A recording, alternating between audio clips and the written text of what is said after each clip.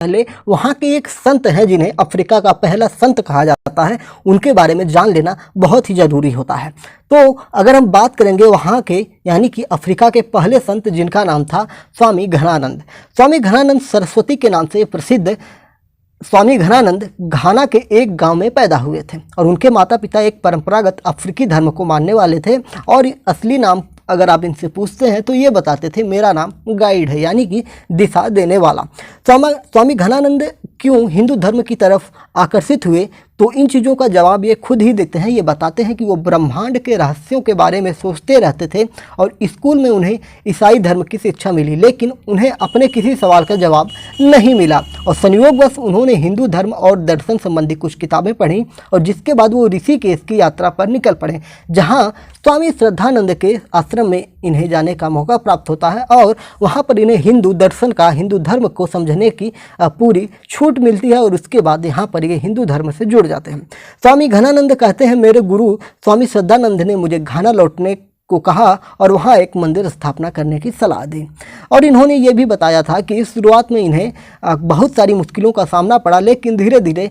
मंदिरों में स्थानीय लोगों की संख्या बढ़ने लगी और स्वामी घनानंद ने बताया कि हजारों हजार जो अफ्रीकी मूल हैं वो लोग हिंदू धर्म में दीक्षित हो रहे हैं और अफ्रीका के में हिंदू सनातन धर्म का विस्तार हो रहा है। तो अब आइए पूरे डिटेल में इतिहास पर चर्चा करते हैं।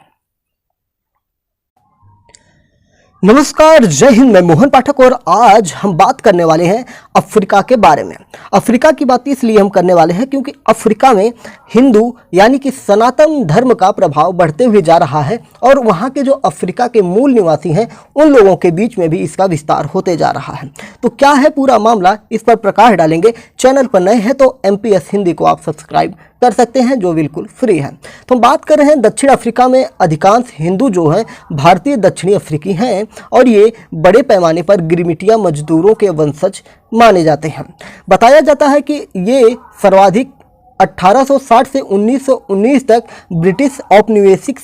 सरकार के तहत जो बागान मजदूर थे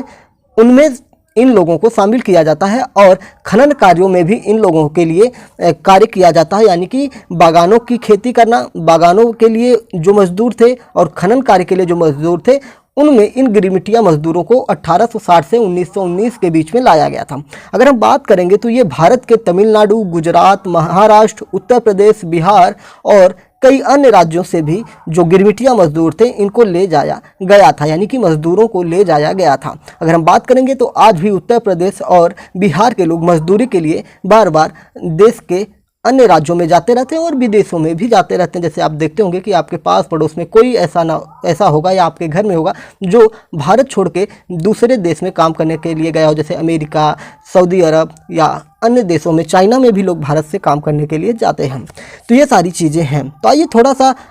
हम बात करेंगे जो यहाँ से लोग गए थे। वहाँ पे आपको याद होगा कि जब भारतीय मूल के लोग हैं वो वहाँ ज़रूर गए थे, लेकिन जब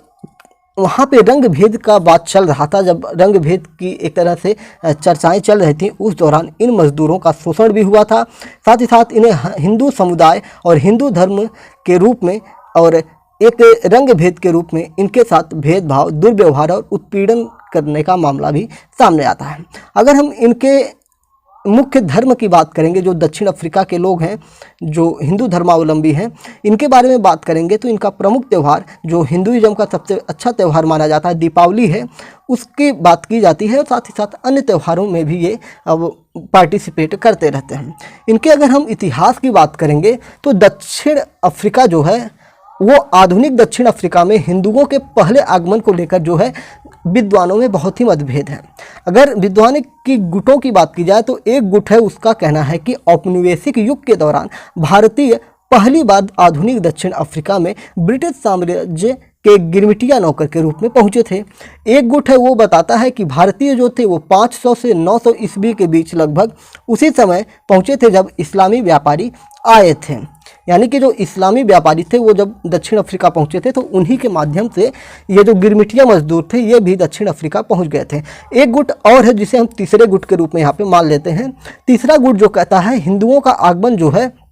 वो कई ईसा पूर्व इन लोगों से पहले हो गया था। जो ये लोग बता रहे हैं कि 400 से 900 ईस्वी हुआ या अन्य जो डेट दे रहे हैं 1919 का दे रहे हैं, इन सारी चीज़ों से बहुत पहले ये पहुंच गए हैं और उसकी संभावनाओं के लिए ये कई साक्ष्य भी देते हैं।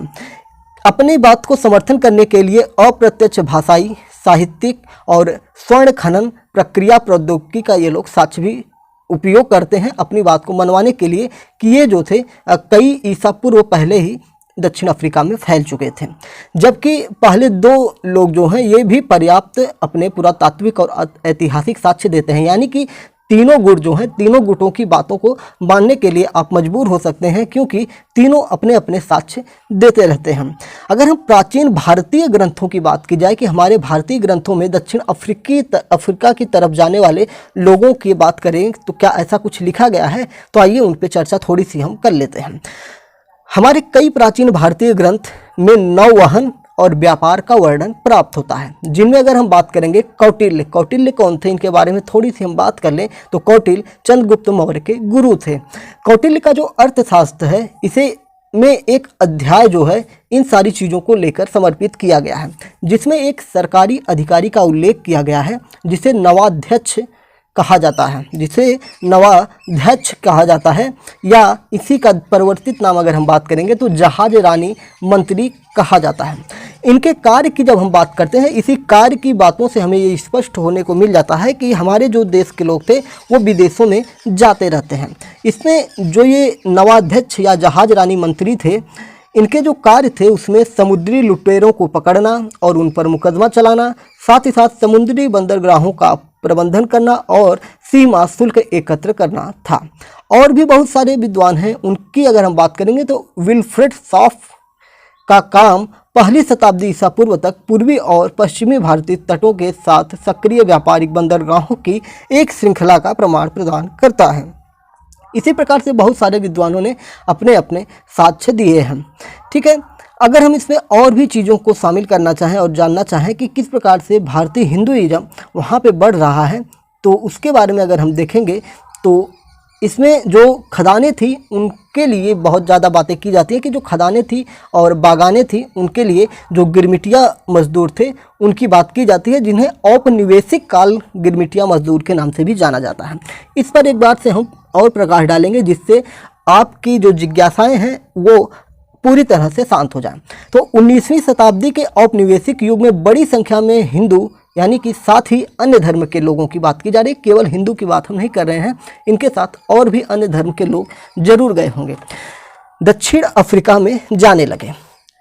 ज़्यादातर गिरमिटिया श्रमिक के रूप में और कुछ अपने आप मुक्त अप्रवासियों के रूप में अफ्रीका पहुँचे। 1833 तक पूरे ब्रिटिश साम्राज्य में दास प्रथा को समाप्त कर दिया गया था। अब इसके बाद क्या हुआ, ब्रिटिश खनन कंपनियों और पूरे साम्राज्य में यूरोपीय बागान मालिकों के पास श्रम प्रधान गन्ना बागानों और खनन कार्य के लिए सस्ते या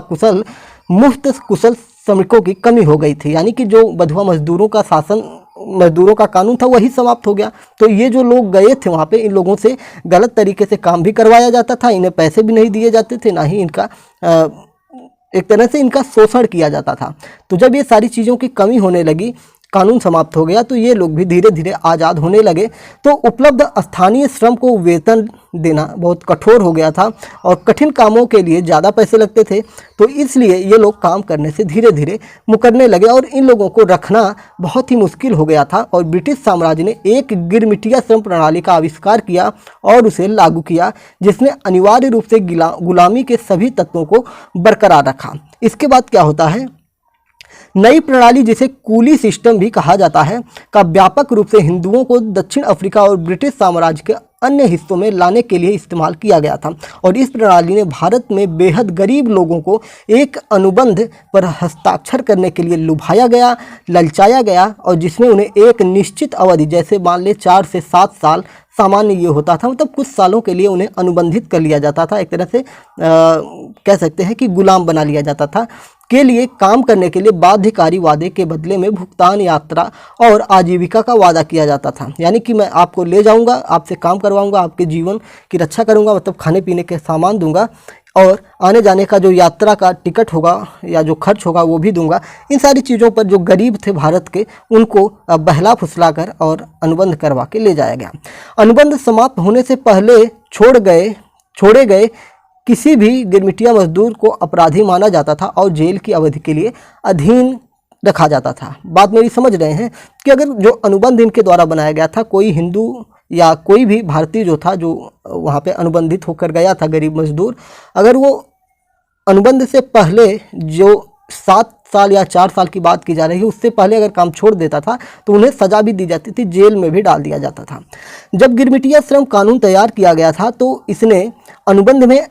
के अंत में गिरमिटिया मजदूर को कुछ अधिकार प्रदान किए। मजदूर स्वतंत्र हो गया और कुछ जमीन पर कानूनी अधिकार और नई भूमि में रहने के अधिकार के साथ या कंपनी या बागान के मालिक से प्री पेड यात्रा वापस करने की मांग की गई। हालांकि 1880 के दशक में अंत में दक्षिण अफ्रीका में नए कानून पारित किए गए थे, जिनके लिए आवश्यक था कि नए मुक्त गिरमिटिया मजदूर एक भारी कर का भुगतान करें या एक नए अनुबंधित श्रम अनुबंध पर हस्ताक्षर करें और कर से बच जाएं। बात समझ में आ रही है कि दक्षिण अफ्रीका ने खुद ही एक अपना कानून बनाया और उसमें इन गिरमिटिया मजदूरों के लिए कर देने की व्यवस्था की कि आप हमें कर दीजिए और आपके लिए नए कानून हम बनाने वाले हैं, अन्यथा आपके ऊपर कार्यवाही की जाएगी। एक बार उनका पहला अनुबंध समाप्त होने के बाद लगभग 25% हिंदू भारत लौट आए थे। जब समझ गए मेरी बात को कि जब अनुबंध समाप्त हुआ तो 25% हिंदू जो थे भारत वापस आ गए थे, लेकिन अधिकांश गिरमिटिया हिंदू मजदूरों के लिए उन्हें अपने मूल देश से सभी संपर्क खो दिए थे और उनके पास मजबूरी ये थी कि भारत वापस लौटने से अच्छा वो वहीं पर रह बस जाए, वहीं के निवासी बन जाए, और उन्होंने वहाँ रहने का विकल्प चुना और एक नए अनुबंध पर हस्ताक्षर किए। यह वह प्रणाली है जिसने बड़ी संख्या में हिंदुओं को दक्षिण अफ्रीका में लाया गया और वहीं पर इनको जमा दिया गया, यानी कि रख दिया गया। ब्रिटिश साम्राज्य में गिरमिटिया हिंदू मजदूरों को बागानों के लिए ले जाने वाले पहले जहाज़ों ने 1836 में भारत छोड़ दिया, जबकि कुछ हिंदुओं को कानूनी रूप से भर्ती किया गया था, कई अन्य लोगों का अपहरण कर लिया गया था या दक्षिण अफ्रीका से लेकर ब्रिटिश साम्राज्य के विभिन्न हिस्सों में लंबी अवधि के गिरमिटिया सेवा में ब्लैकबर्ड किया गया था। फिजी, ऑस्ट्रेलिया और कैरेबियन देशों में भी ऐसे लोगों को ले जाया गया था। दक्षिण अफ्रीका में गिरमिटिया मजदूरों को नेटाल में गन्ने के बागानों पर काम करने के लिए लाया गया था, क्योंकि गन्ने की खेती और चीनी की उत्पत्ति भारत में हुई थी और श्रमिकों को प्रशिक्षित करने की आवश्यकता नहीं थी। और इन्हीं चीज़ों को देखते हुए भारतीय हिंदू लोगों को यहाँ पे काम करवाया गया और यही लोग यहाँ पे पीड़ित भी हुए। अकाल और अत्यधिक गरीबी, जब ब्रिटिश औपनिवेशिक साम्राज्य भारत के औपचारिक खेतों को भोजन के उत्पादन से नकदी फसलों जैसे ब्रिटिश मिलों के लिए कपास, यूरोपीय लोगों के लिए तंबाकू, चीन के लिए अफीम और अफीम उत्पादन में बदलने की बात की गई, गन्ने वगैरह की खेती को बंद करके, मतलब जो एक तरह से कह सकते हैं नकदी फसल पर जोर देना शुरू किया गया, जबकि गन्ना भी एक नकदी फसल में ही आता है। दक्षिण अफ्रीका के क्वाजुलू नटाल प्रांत में अफ्रीका में सबसे बड़ी हिंदू आबादी है। प्रवासन के शुरुआती दशकों में गिरमिटिया भारतीयों के साथ अमानवीय व्यवहार किया गया, जैसे कि गुलाम अफ्रीकियों के साथ किया गया था। वे अपनी जायदाद तक ही सीमित थे और उन्हें दयनीय वेतन दिया जाता था। अनुबंध के किसी भी उल्लंघन से स्वतः आपराधिक दंड और कारावास हो जाता था। इनमें से बहुतों को उनके गृह भूमि से धोखे से बंदरगाहों से दूर, अंतर्देशीय क्षेत्रों से दूर लाया गया था, जहां उन्हें नौकरी देने का वादा किया गया था, लेकिन उन्हें काम नहीं बताया गया और जिसके लिए उन्हें काम पर रखा गया था, और न ही यह कि नई नौकरी के लिए उन्हें अपनी मातृभूमि और समुदायों की छोड़ने की आवश्यकता थी। मतलब जो मजदूर थे उनको ये बताया ही नहीं जाता था कि आपको करना क्या है, किस लिए मैं आपको ले जा रहा हूँ, कहाँ पर आप हैं, ये भी उनको नहीं पता होता था। मतलब भारत से दूर ले जाते थे और उनको पता भी नहीं होता था कि वो किस जगह पर है और अपने देश वापस कैसे रह सकते हैं। तो ये सारी चीज़ें लगातार चलती रहती थी और इनके साथ दुर्व्यवहार, बीमारी और मौत, और दक्षिण अफ्रीका के वृक्षारोपण में आम चीज़ें हो गई थी। मतलब वहाँ पे वृक्षारोपण जैसे कामों में भी इन्हें लगाया जाता था। बहुत सारी चीज़ें लगी और 1870 के दशक की शुरुआत में दक्षिण अफ्रीका में गिरमिटिया श्रमिकों की भर्ती पर अस्थायी प्रतिबंध लगा दिया गया था। आइए अब हम अपने टॉपिक पर आते हैं कि अब आपको चीज़ें समझ में आ गई होगी कि क्या हुआ था। भारत से गिरमिटिया मजदूरों को ले जाया जाता है दक्षिण अफ्रीका में, और भी देशों में ले जाया जाता है, लेकिन मूल रूप से हम दक्षिण अफ्रीका की बात कर रहे हैं। वहाँ पे इन लोगों को काम करवाया जाता था, शोषण भी होता था, और जब इनका अनुबंध समाप्त हो गया तो इनको वापस लाने की जगह वहीं पर रहने के लिए मजबूर कर दिया गया। कुछ लोग, डाटा जो बताया जा रहा है 25% लोग, जितने लोग गए थे उनमें से 25% लोग भारत वापस आए थे, लेकिन बाकी लोग मजबूरन वहाँ पर रहने के लिए विवश हो गए क्योंकि उनके आने का कोई व्यवस्था नहीं था। अब हम दक्षिण अफ्रीका में हिंदू धर्म की स्थापना की बात करते हैं। 1874 के ब्रिटिश औपनिवेशिक कानून 19 और 20 के साथ प्रतिबंध हटाए जाने के बाद समाज के शांतिपूर्ण परिवर्तन के लिए अहिंसा के लिए हिंदू सिद्धांतों को लागू करने के बाद ब्रिटिश अधिकारियों ने उत्तरी गंगा बेसिन और दक्षिणी तमिलनाडु हिंदू महात्मा गांधी के संकल्प ने दक्षिण अफ्रीका में आकार ले लिया था। यानी कि आपको पता है ना कि महात्मा गांधी ने पहला अपना आंदोलन जो था दक्षिण अफ्रीका में ही किया हुआ था। तो इन सारी चीज़ों की बातों को लेकर जो वहाँ के मजदूर थे उनके लिए, उनके परिवारों के लिए वृक्षारोपण नौकरी के अवसरों का विज्ञापन किया गया और पुरुषों को अपने परिवार को लाने के लिए भी आमंत्रित किया गया। घरों के साथ वेतन का वादा किया गया और यह कि वे और उनके परिवार बागानों में काम करने हेतु हिंदू धर्म का पालन करना जारी रख सकते हैं। यानी कि अफ्रीका की जो सरकार थी दक्षिण अफ्रीका की, उन्होंने जो हिंदू वहाँ से पलायन कर रहे थे उनको ये आश्वासन दिया कि आइए आप लोगों को काम भी दिया जाएगा और आपके अपने हिंदू धर्म का पालन करने भी दिया जाएगा, आपको दबाव नहीं बनाया जाएगा। क्योंकि अगर हम बात करेंगे अफ्रीका में किस धर्म का प्रभाव है तो वहाँ पे क्रिश्चियन, ईसाई धर्म और मुस्लिम धर्म भारी संख्या में वहाँ पे है। एक बार उनके आने के बाद कई अनियमितताएं भी हुई और उनके जाने से पहले के वादों में अनेकों के बाद हकीकत बहुत अलग थी। अगर हम बात करेंगे, थोड़ा डिटेल में जाने से हम बचना कोशिश करेंगे जिससे आपको परेशानी ना हो। बात की जाए कि दक्षिण अफ्रीका में जब हिंदू वहाँ पे बस गए थे और इनकी संख्या भी बढ़ गई थी और ये वहाँ पे व्यापार भी करने लगे थे, जिसकी वजह से क्या हुआ कि वहाँ की इकोनॉमी बूस्ट करने लगी, यानी कि वहाँ की इकोनॉमी बेहतर हो गई थी। लेकिन क्या हुआ कि वहाँ के जो शासन प्रणाली थी उन्होंने इनको वहाँ से अलग करने की कोशिश की और जब ये अलग हुए तो वहाँ की कुछ सालों बाद इकोनॉमी डाउन होने लगी, यानी कि वहाँ का जो अर्थव्यवस्था था वो बिगड़ने लगा, जिसके लिए इन्हें फिर से आमंत्रित किया जाता है और इनको कुछ अधिकार प्रदान किए जाते हैं कि आप आइए हमारे यहाँ रहिए, आपको आपके धर्म में हम हस्तक्षेप नहीं करेंगे। फिर क्या होता है, कुछ लोग वापस आते हैं और कुछ लोग भारत चले जाते हैं। ज़्यादातर जो भारत चले गए थे वो तो वापस नहीं आए, लेकिन जो लोग थे वो वापस आते हैं और जो दक्षिण अफ्रीका की गवर्नमेंट थी उन्होंने इनका जो अस्थाई आवास था जहाँ पर ये लोग पहले रहते थे, जिनको सरकार द्वारा जब्त कर लिया गया था, उसे वापस किया जाता है। साथ ही साथ इनकी खेती भी वापस की जाती है और इनके जो धार्मिक स्वतंत्रता है उसको भी वहाँ पे उनकी जो धार्मिक स्वतंत्रता थी उसको भी बहाल कर दिया गया था। फिर उसके बाद वहाँ की इकॉनमी फिर से बूस्ट कर जाती है। अगर हम यहाँ के मंदिरों की बात करेंगे तो पहला दक्षिण अफ्रीकी हिंदू मंदिर 1869 में बनाया गया था और इस तरह से बहुत सारे मंदिर यहाँ पे बनाए गए थे। ये जो मंदिर था दक्षिण अफ्रीका में पहला हिंदू मंदिर, एक बहुत ही सरल डिजाइन था। यह मुक्त हिंदू समुदाय समृद्ध हुआ और यहाँ पर धीरे धीरे जो यहाँ के लोकल लोग थे वो लोग भी इन लोगों के साथ जुड़ने लगे और साथ ही साथ यहाँ की जो लोकल बॉडी थी, लोकल लोग थे, धीरे धीरे हिंदूइज्म के साथ अपने आप को बढ़ाने लगे और इसमें सक्रिय होने लगे।